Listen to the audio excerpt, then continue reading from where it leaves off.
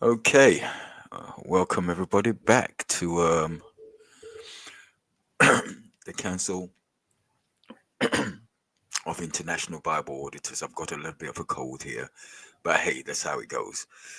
We got El with us again, and we are going to be looking today at the divine name and what is it and what does it mean. You know, um, I think it's a very important topic. It's a wonderful and a beautiful name in itself, but some people choose not to use it? Is it wrong or is it right?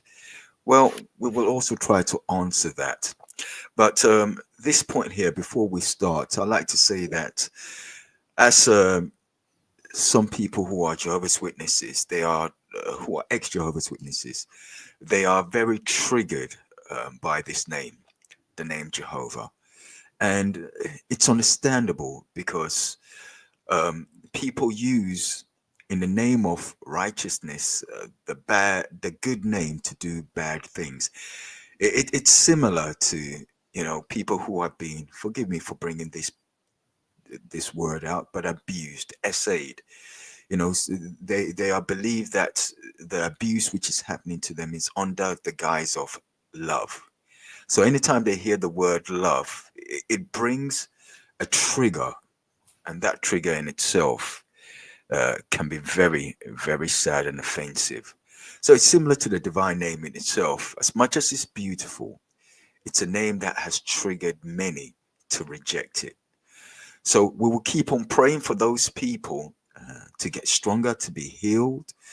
We know the sensitivity of such a wonderful name, and we also recognize their abuse and the triggering and the trauma that they've gone through. Have no fear. The Father loves you, and whether you choose to use the name or not, it's not a thing which the Father will judge you. The God of all creation will judge you. He knows what you've gone through. He reads your heart. He knows everything within your DNA. And from us here, we really appreciate the strength it takes to even sometimes just listen and acknowledge the name. So, with that, we're going to ask LJ, tell me, how important is the name? What does it mean? How do you pronounce it? Where can we find it? Is it something which is newly made within the 16th century in the King James? Does it predate that Bible King James? Where do you want to start off with, El? Okay, well, let's start with kind of the importance of the name. I'm one of these people that is of the opinion, and it is an opinion, that the name of God is an important thing. I think that too many people kind of focus on the New Testament, and obviously the fact that the Creator's name is never stated within that scripture, within those those books of the New Testament. Jesus never uses the name, but he does say that he comes in the name of the Father, and he's come to declare the name of the Father. He's come to show who the Father is, and when you look in the Old Testament, regardless of how you're going to pronounce the name, whether you want to pronounce it as Jehovah or Yahweh or any other way, there are multiple ways that Yehovah, and there's different ways of pronunciation. Um, we have to acknowledge that God in the Old Testament over 6,800 times utilizes the name Yud-Heh-Vav-Heh, however you want to pronounce that. And he declares that this is my name. And I mean, in verses like Isaiah 42:8, where he says, "This is, I am Yud-Heh-Vav-Heh. This is my name." In Exodus 3:15, there's multiple verses where he's actually not just utilizing the name, he's declaring his name, saying, "This is my name forever." So I do think that it is important. Now, I also am not of the one of these people who say you must use it, and if you don't use it, you're going to be condemned to hell, or you're not speaking to God and all of that kind of stuff. I think if you want to call the Creator Father, because that is the revelation that he is our father. You want to call him Abba, as kind of Jesus utilized that word. You there's nothing wrong with that. But I also think that there's nothing wrong with knowing the name. In the Old Testament, it talks about declaring his name. The Gentiles will know my name. I think that we should acknowledge that. I don't know that we should. We're not going to. I'm not going to turn around and say to people, "Oh, you're not using the name. God is not going to listen to you." I think we can use Father, and that's perfectly acceptable. But there is also the fact that, there are Bible references to the name of God. So to me, it's important. If it's not to other people, then that's fine. But to Well, me, it's an important thing. well, El, would you not agree that a name is more than just the name, especially when we're dealing with those of the ancient days?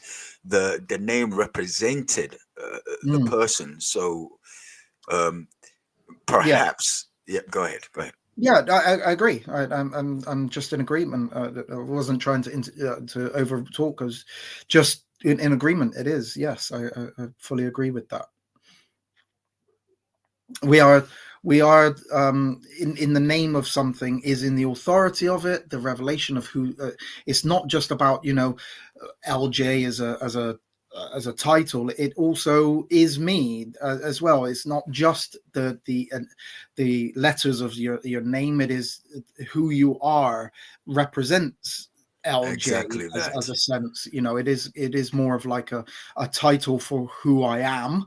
Um, It and encompasses your reputation as well. of When you say course, who yeah. you are, actually, yeah, Yeah. Now, if you're the thing is that if you say, "Oh, I believe in God," well, Muslims believe in God. Hindus believe in God. The Romans used to believe in God. The Greeks believed in God. The Egyptians believed in God. The Canaanites believed in God. Well, what God are you talking about? That's when the name, I think, becomes important. Who is it that you're talking about? What God are we discussing here? Which one are we referring to? And that's why I think that that name becomes important then. I am talking about the specific God with the letters Yud He Vav He, and I believe that there is a pronunciation for that. But that is the God that I am referring to, not the Hindu God, not the Muslim God, not the Egyptian God, because many of these religions had gods plural; they weren't just singular gods anyway. But I'm talking about the God of Jesus, the God of Abraham, Isaac, Jacob, the God of the Bible. That is my God. That's who I refer to. So I will refer to him as God, but I also want to refer to him personally. I want to know him. I want to call him Father. Of course, he is my Father, but I also want to know him personally by his name as well. And I think that that's an important thing for me. Now, other people might just say, well, Father is good enough. And if that is for you, then that is fine. There's a passage in Psalms 44, and it talks about God in this talking to other names and stuff. And it says, so I'll just read it. It says, so it's Psalm 44 and it's verse 20 onwards, and it says, if we have forgotten the name of our God, or stretched out our hands to a strange God, shall not God search this out? For he knoweth the secrets of our heart. Right? So yes, if we forgot, because people say, oh, we don't know how to pronounce the name of the God. If you are referring to Yahweh, if you're referring to Jehovah, and you're utilizing one of those names, Abba, Father, and you are talking, who you're talking to. You're talking to the God of the Bible. Of course he's going to recognize that. Of course he will hear you if you call on Yahweh or Jehovah, even if you don't know the name, or you're just going, oh well, I will utilize one of these, or somebody else is saying it's wrong. God knows the heart. So I don't think we should be scared about utilizing names, because God knows who we're talking to. And if you're talking to Jupiter and you're referring to Jupiter as Yahweh or Jupiter or Jehovah or whatever name, then God knows that you're not talking to him. You're talking to Jupiter, right? You're talking to Zeus. You're talking to Allah or any other of the gods. But if you're talking to God, the God of the Bible, the God of Jesus, then he knows who you're referring to, regardless of what title you're utilizing. Yeah, yeah. So I totally agree. I mean, with regards to there are many, many, many gods out there, and if we do want to use that scripture in Psalms 82, when he says, "You are all gods because you are sons of gods," we are in turn as human beings create our own gods in who we choose to show that reverence or delegate a form of worship to. But however, the true salvation comes from this one, which LJ is talking about. This would it be right to say Yod Hey Vav Hey? Is that close as well, or is that Correct. a different pronunciation? Yeah. I So mean, in my studies, I used to. So let me step back a second. Recently, I say recently, in the last couple of years, I have been utilizing Yahweh, and I have been saying Yud Hey Vav Hey, right? And I've been spelling that with a YHWH, right? But I've been referring to God as Yahweh, and I've used that name. Um, and I say Yud Hey Vav Hey, but the spelling with the YHWH. But even in my study, I've come to believe that the Yud Hey Vav Hey should be YHVH.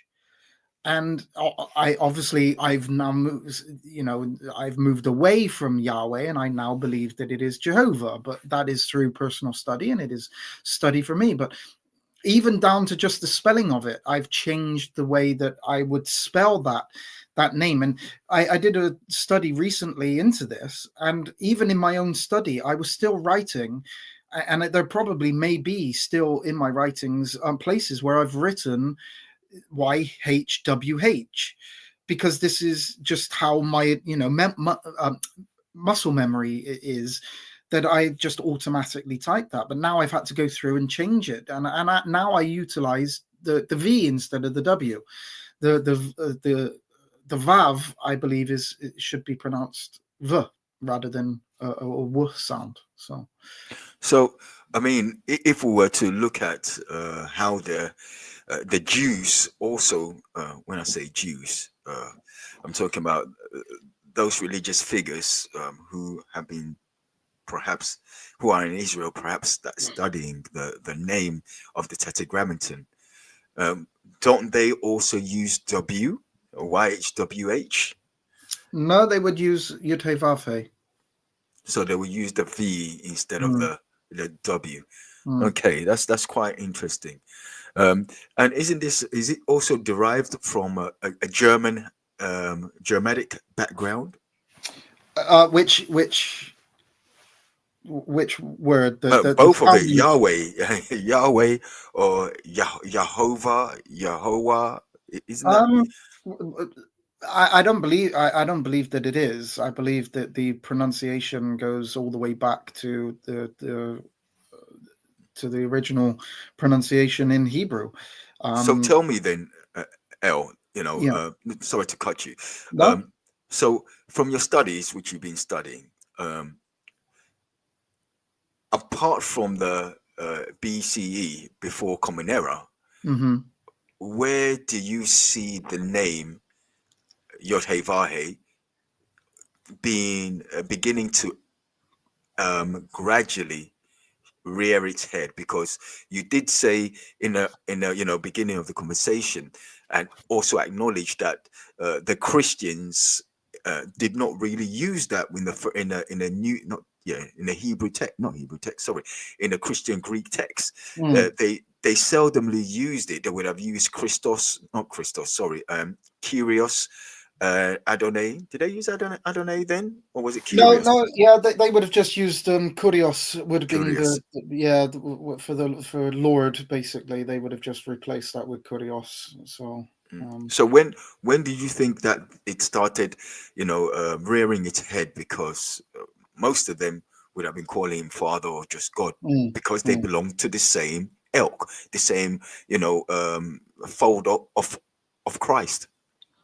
So from for me, I don't believe that the Jews have ever um, forgotten that name. Um, the common Jew, the normal Jewish person, they wouldn't utilize that name because that has been within the prohibition of Israel, of the Jewish people, that it has been um, basically not allowed to be spoken. But I believe that in rabbinic circles, that name has always been utilized. But we actually see that really in manuscripts when the Masoretes start to kind of produce the vowel pointings. Now, that doesn't mean that the Masoretes produced the vowel pointings in spoken Hebrew. What they did is they produced a system of vowel pointings for the written form of the Hebrew language. So, when it comes to the written form, the Masoretes created this vowel pointing to allow people to be able to read that. Prior to that, you would have had to know Hebrew, and you would have had to be proficient enough in the Bible to know when the consonants of one word read one way, and the same consonants but of a different word, because obviously the vowel pointings would have been different, read a different way. So, if we've got the word CT, now that in English, because if you don't add the vowel pointing in there, that could be cot or cat. So we would have to look at the context of that. And so that's the same with the Hebrew. So when it comes to the vowel pointings of the Masoretes, who started this really around the 7th century, I'm going to say, I'll be conservative and say 7th century. We then start to see the vowel pointings of Yahweh, sorry, of Yehovah, not Yahweh, of Yehovah into the manuscripts. So what they they would do is, obviously, what they didn't want you to say the name. So when you came to the name of God, what they would do is they would put the vowel pointings in, but uh, God's name has 3 vowels, and they would only put 2 of them into the manuscript. And so you would know that you were not supposed to pronounce this name, because you couldn't pronounce the name if you only had 2 vowels. It is an impossibility to do so if you only know 2 of the vowels instead of 3. So it was a point of reference for you to read the name, but then not read the name as it is should be pronounced. And so they would just leave out one of the vowels. Now, in some places, what the Masoretes would do is they would take the vowel pointings for Adonai and put that into the Tetragrammaton. And again, what you were meant to do is read that, and rather than read the name of God, you were meant to read Adonai. And in other places, they would have the vowel pointings for Elohim. And so in some places, you were not meant to read the name of God, you were meant to read Elohim instead.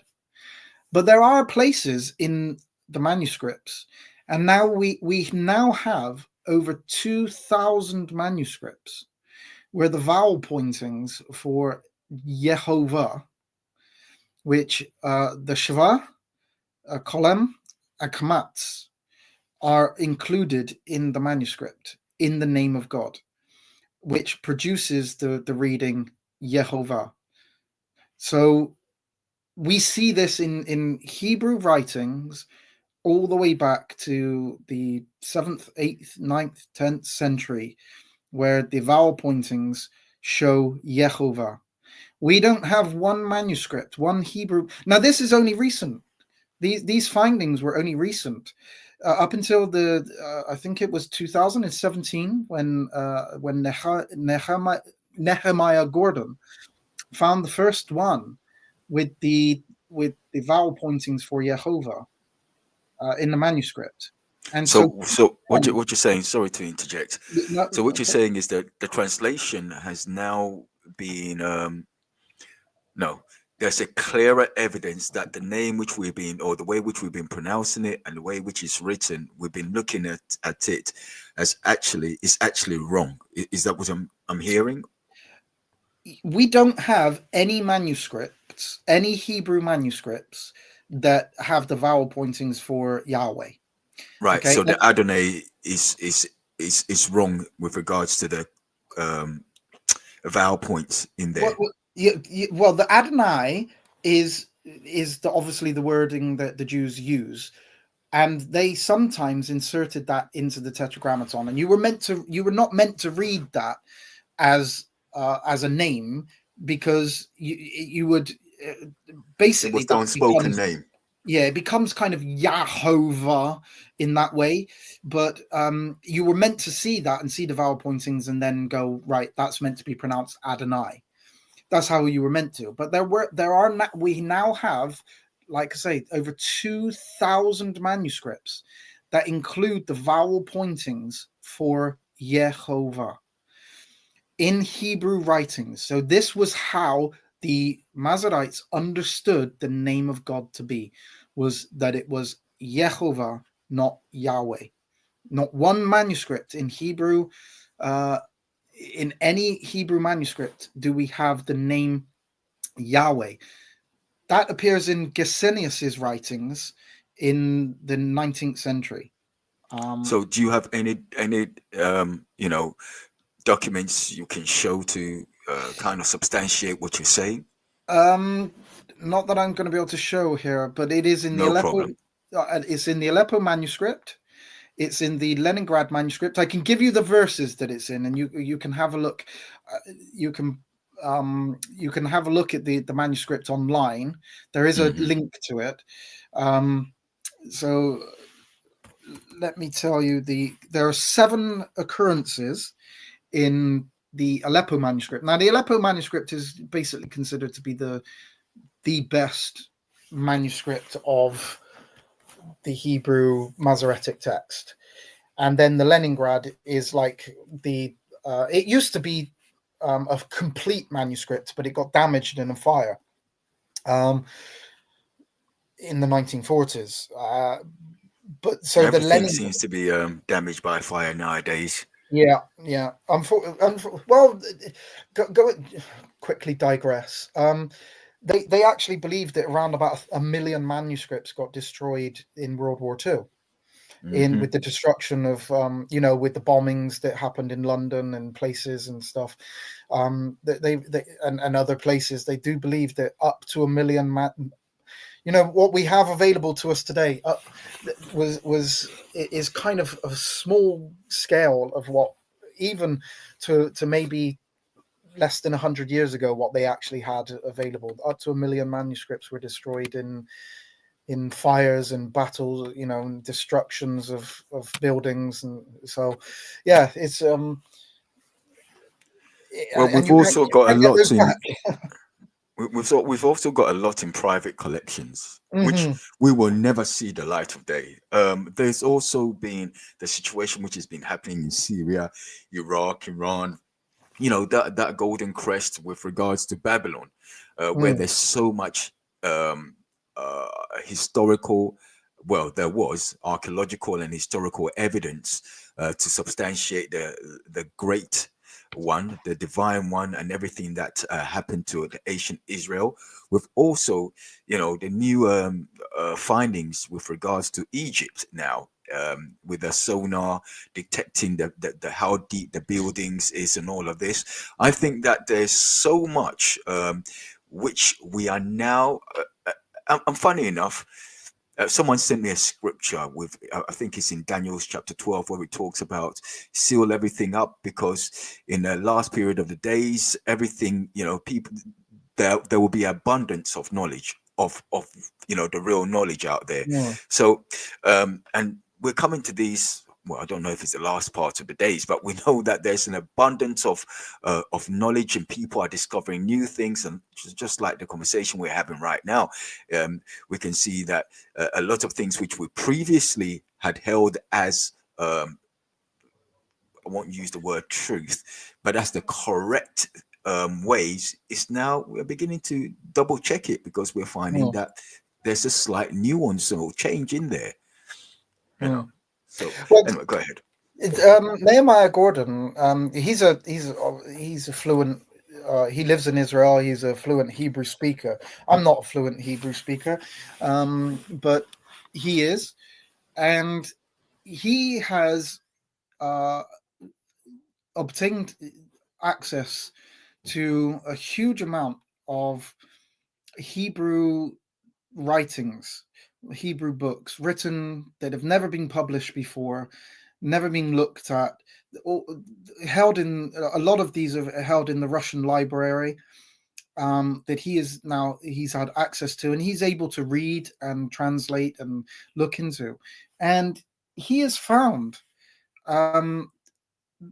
now we and it is, again, it's only quite recently in the last like 8 years or so, where he is found in these Hebrew writings, and a lot of them are rabbinic writings, and they talk about hiding the name of God, and that from basically from the common people, and that in but it's not hidden amongst the rabbinic, amongst the rabbis.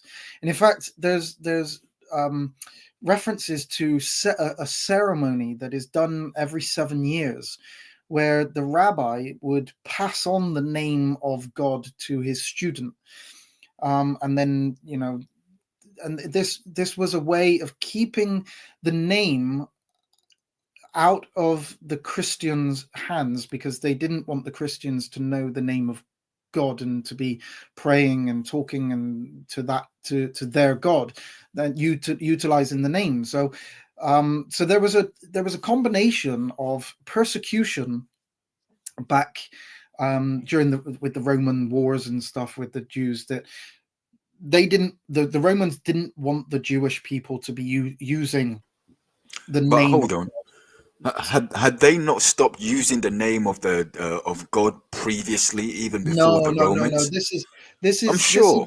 no. This is a belief that that people have, but it isn't the case. I mean, we have the writings of a man um, that was burnt by the Romans, a rabbi that was burnt by the Romans for utilizing the name of God, in the second century AD.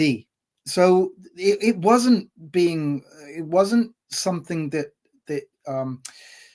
was being done because of you can't blaspheme the name of God. This is a later adaptation, a later story that is being added by the rabbis. Now, the rabbis, there was persecution going on with the Romans against the Jews, um, when they were using the name of God. They didn't want them to use it. They didn't want them to keep the Sabbath. They didn't want them to use the name of God. They didn't want them to keep the law, and they didn't want them to keep their customs.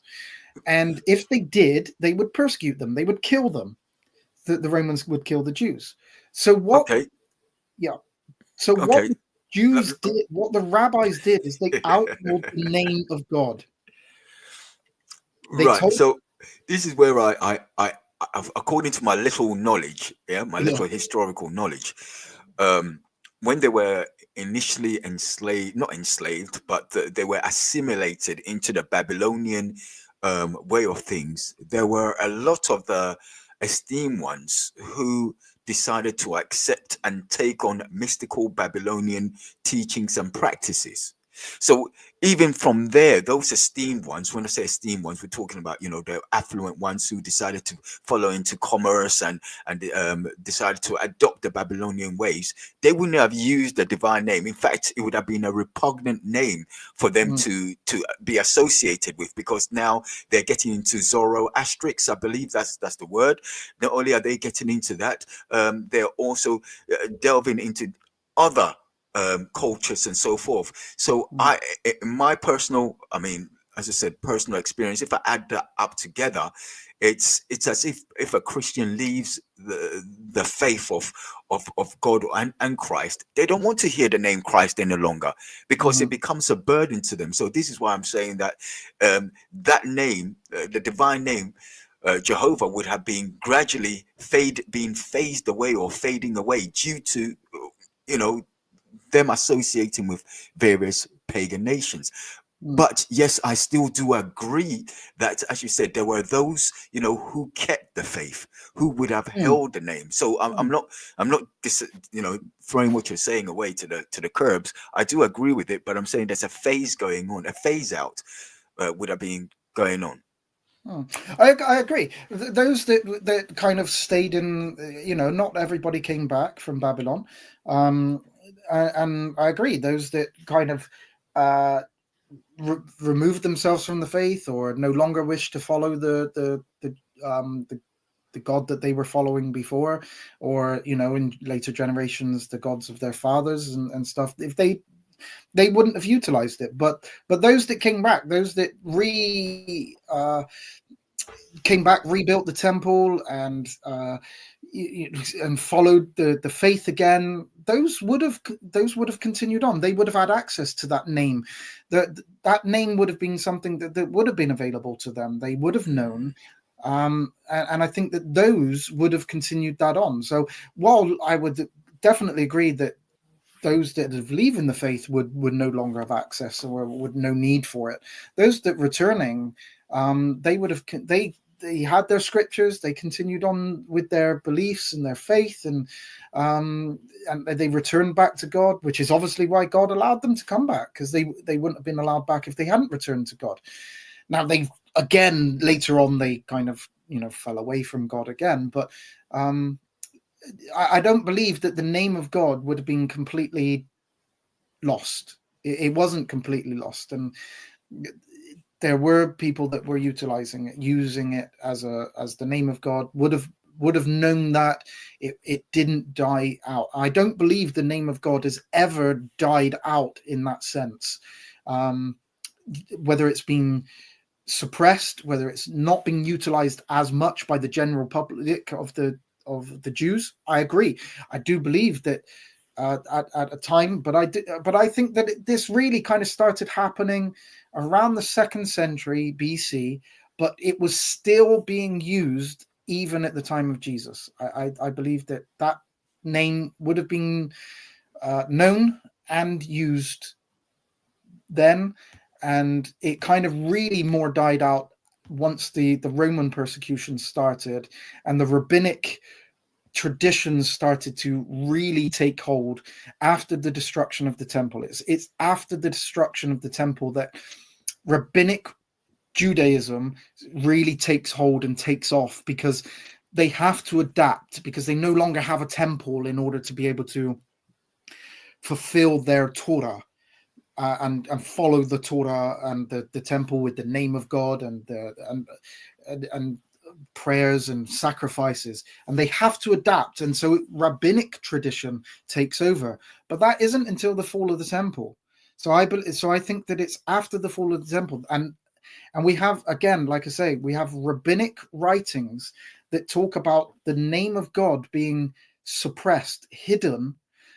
Not that it wasn't known, it was hidden, um, but it is passed on in rabbinic tradition from rabbi to rabbi. They know the name. The rabbis know the name. They've continued on that that tradition amongst themselves. I'm not saying that it isn't a secret away from the normal Jews today, but but we do now have secret. We have writings that probably me and you should never have had access to. right, rabbis writing to each other, where writings are being said um, between the rabbis that we now have access to, thanks to somebody like Nehemiah Gordon, that has given us these access to these writings that we never had before, that tell us that the rabbis know the name, they were using the name, and even they tell you how you can know the name. Specifically, it's the vowels of le olam, which is the if in Exodus 3:15, where God says, "My name is Yud He Vav He. This is my name forever." Well, forever is the Hebrew word le olam, and the vowel pointings of le olam are the exact same vowel pointings of Yehovah. And they Right. tell us this in the rabbinic writings. This is how you know the vowels of Yud He Vav He. Hmm. Okay, but it's interesting that you said that we're getting our hands on writings which the rabbis wouldn't, have wanted us to. It's sometimes when I look at it and I think in my uh, muse in my mind, these rabbis who have been studying the Torah and the Pentateuch and their accounts of ancient prophets, so forth, they should be aware that the God of creation of everything has always extended His hand out to people of other nations to give them the opportunity to come and worship him. But it seems as if it becomes a close knit network where they don't want anybody else to worship and serve this wonderful God. And in itself, that must grieve God itself to see the people who he chose as ambassadors for him shut the doors in front of others. But hey, so with regards to the name, what does it really mean? So, if you are utilizing Yehovah, then it is from Eir Esher Eir, which is also used in Exodus 3:14, where God says, "I am that I am," and it means I I exist, I existed, I exist, and I will exist. You could say that, or I was, I am, and I will be. Um, it's about the kind of nature of God, that he existed before, he exists now, and he always will exist. And that's kind of, and we look into Revelation 1:18, where God actually kind of says this. In Revelation 1:18, I don't know if you want to bring that verse up. It kind of um, goes along If with you'll allow me, my network is all over the place. You see me pop in and pop out. I drop in and drop off. Yeah. So um, Are you still able to hear when you drop off, Buzz, or are you um, no, I'm not. So this is the reason why okay? I've, So I I've just put the I other. so there's probably been times when you've dropped out and I've continued on speaking and you've not quite heard Exactly that. So Revelation. Oh, what I said. Never mind. So you're going to have to go back and listen to your own recording in order to be able to hear some of the stuff that I've been saying. yeah. Revelation. Which one? What scripture? Never mind. Uh, 1:8. And now my computer's decided to freeze. So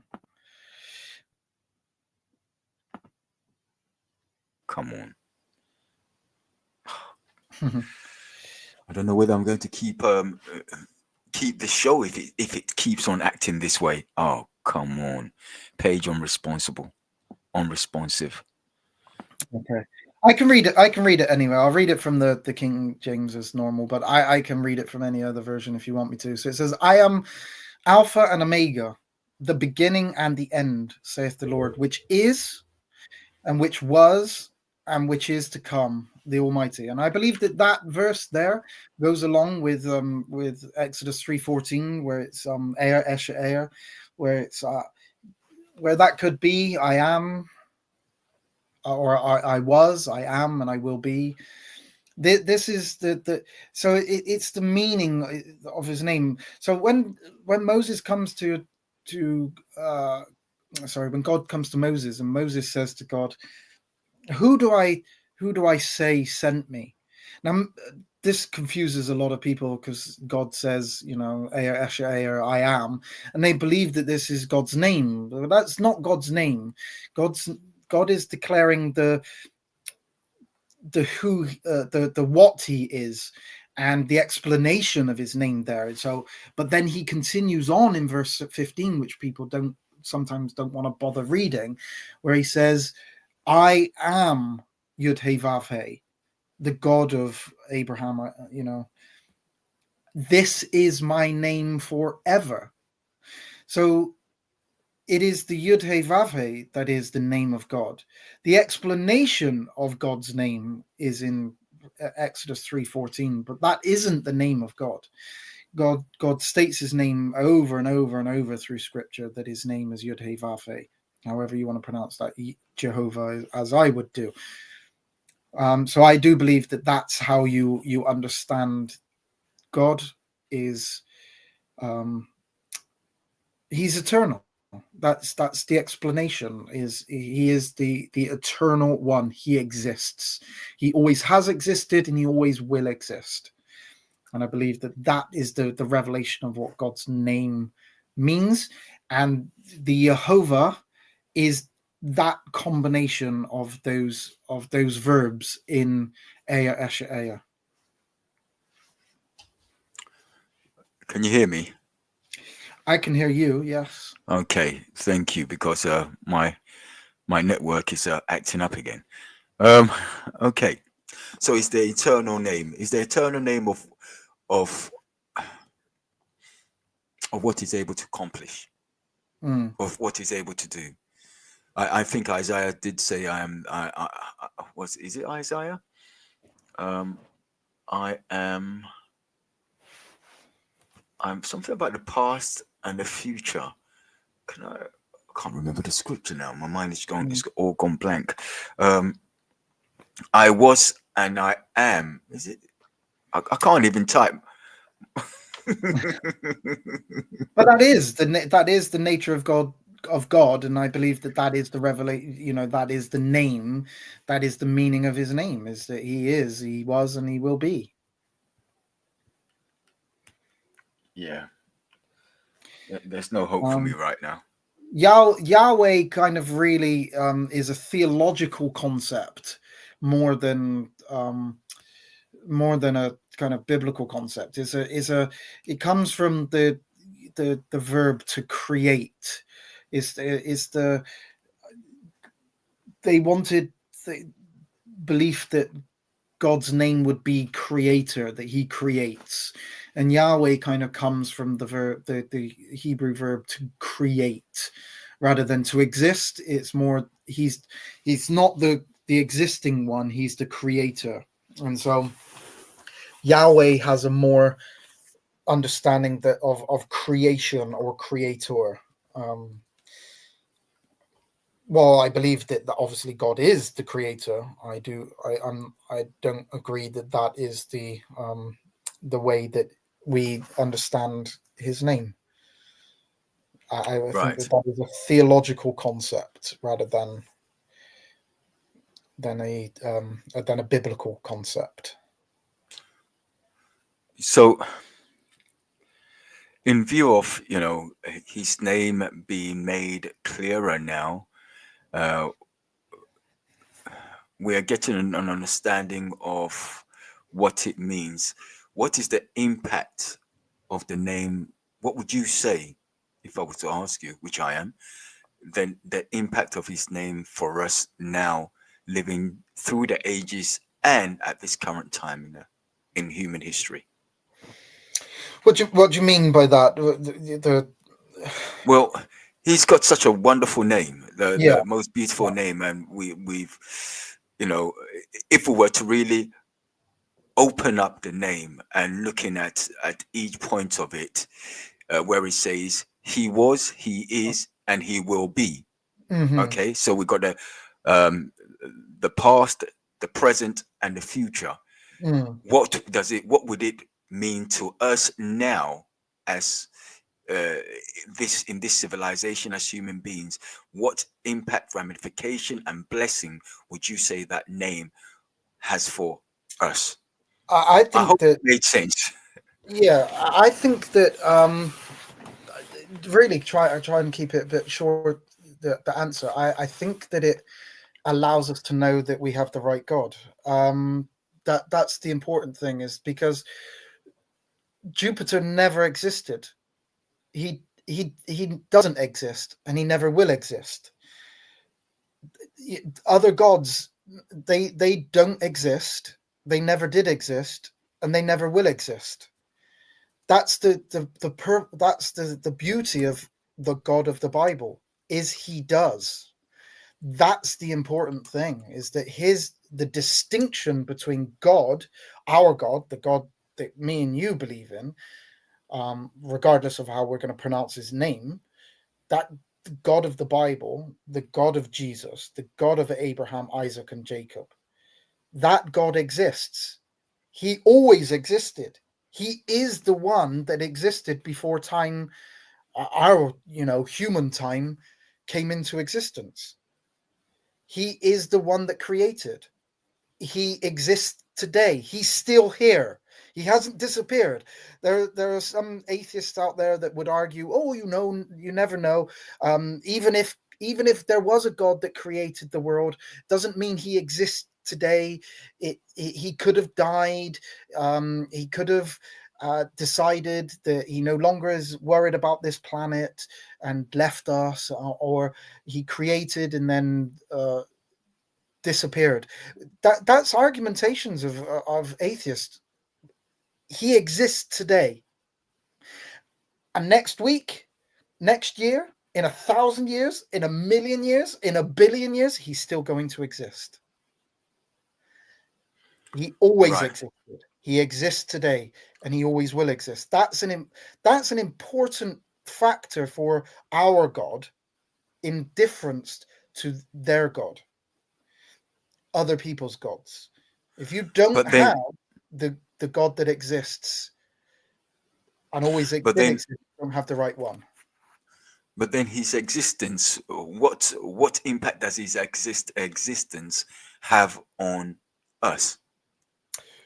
The existence of him means that um, we can believe in the resurrection, that there will be a resurrection of the dead, and that there will be a time when believers, me, you, and others that believe in that God, will rise. And that again is a fundamental part difference between us and the other gods. They can't raise anybody from the dead. Our God existing today means that we have eternal life, that we believe in that God that will raise us from the dead. And that's a difference between our God and their God. I mean, that was very a profound point that he raised Jesus, meaning that he's capable of bringing us back to Mm. life, um, since he is. Go I ahead, think please. that's one of the reasons why Jesus died, was to show that his God is capable of raising from the dead. Now, if Muhammad died, um, his God is not capable of raising him from the dead. Muhammad is dead. Jesus is not, and that's the point here, is that Jesus showed us that his God is the real God, the real God that exists, because he can raise people from the dead. No other God can do that, because no other God exists in reality. They may exist in, you know, in belief. They may exist in name. They may exist in the mind of somebody, or the hearts of somebody, or the on the mantelpiece of somebody, or on a stick somewhere that people are bowing to, but they don't really exist. Jesus is God does, because Jesus is God raised him from the dead. And because Jesus is God raised him from the dead, and he does exist, we can have faith that he will raise us too. And that's important. Well, the also part which you when you touched with regards to the Islamic God, um, Allah. Well, you know what? That's the crazy thing is that is actually it's not Elohim, Allahim. It's not, so they've got the right pronunciation, but they've got the false God. We've Mm. got the wrong pronunciation, but we've got the right God. If you want to change it to the initial way, which was it was pronounced, but their God Allah was never called the Father, No, never. They have, and just if you've seen it in a mosque, it says that Allah has no son, right, right? What? Because Allah is not a father. right, They and I don't guess have direct Allah God. didn't create us either. But hey, you know what? That's their belief. I'm not here to denounce them. Each one must seek the light and the truth for themselves. Even within our own Christian denominations, there are many people who are misled. All I believe we must continue to do is drop crumbs, um, soothing words, encouragement. I don't think we're here to browbeat anybody and force anybody into our belief, because that's not the way of Christ. That was never the way of Christ. In fact, that was the way of Constantine and many other um, indoctrinators, where they will use the sword, some form of crusade, to push people to try and believe in Yahweh and his Son, Jesus Christ. Mm, Jesus never forced anybody, and he was gentle with all. And it's really applicable when we look at what the Apostle Paul said when he said, I sow, Apollos waters, but in the end, it's God that makes it grow. So all we mm, can do is leave the crumbs and the seeds for the birds to eat, and the fields to gestate in the soil. Then in due time, by our conduct and other Christians' conduct, the Father will make it grow. mm. I That's an important, that's a really important thing that you just said there, because my studies are my studies. They are personal studies. They are for me to be able to kind of, um, from my own beliefs. I then go off and I will kind of share them, but they are my beliefs. They are my studies, and my beliefs come from my studies, because I don't want to believe something that uh, that I'm told to believe, or I think is true because somebody else has told me it. I want to go and study it for myself. That's just how I am, and then I share that. Now, if that's all I do, and I share it with people, and people don't want to believe it, that's fine. I have no problem. I don't need anybody to believe that the name of God is Jehovah. But if I can sprinkle some seeds, and if it's correct, if it's true, and God can, you know, He can produce from that, then I've done my job. That's all I. That's all I wish to do. I don't need to convict anybody or convince anybody of the name of God. That God will do that. God will do that. I can only sow the seeds, and I shall let somebody else water, and I shall let God cultivate. And that's how I've always done my studies. They are personal studies, and hopefully, if they're correct, then God will be able to use those in order to bless somebody else and produce fruit from that. and I'm happy with that. I don't even need to know about it, because God, if God knows that, then that's good enough for me. If people don't want to believe what I say, what I study, what I teach, and what I share, that's fine. That's fine. That's between them and God. I can only present the information that I find, that I study. That's all I can do. And it is information that I have found through study. And it doesn't mean that there isn't other information out there that could be found. And if somebody believes that the name of God is Yahweh, and they have evidence that kind of proves that, I'll happily look at that.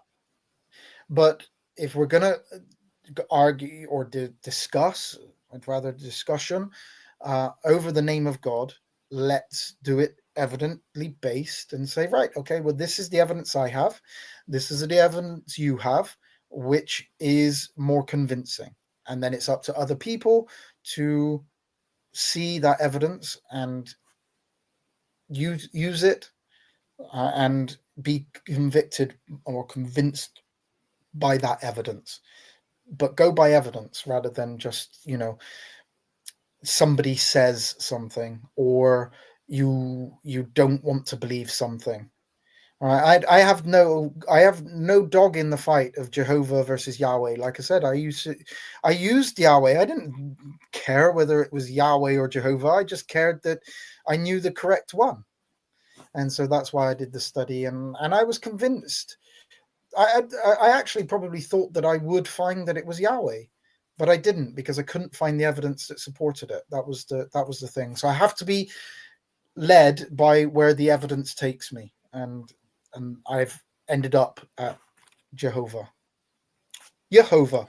Happily, if you want to use the Y sound, because the J sound didn't exist. We know that is a modern English understanding. Jesus is didn't it wasn't called Jesus.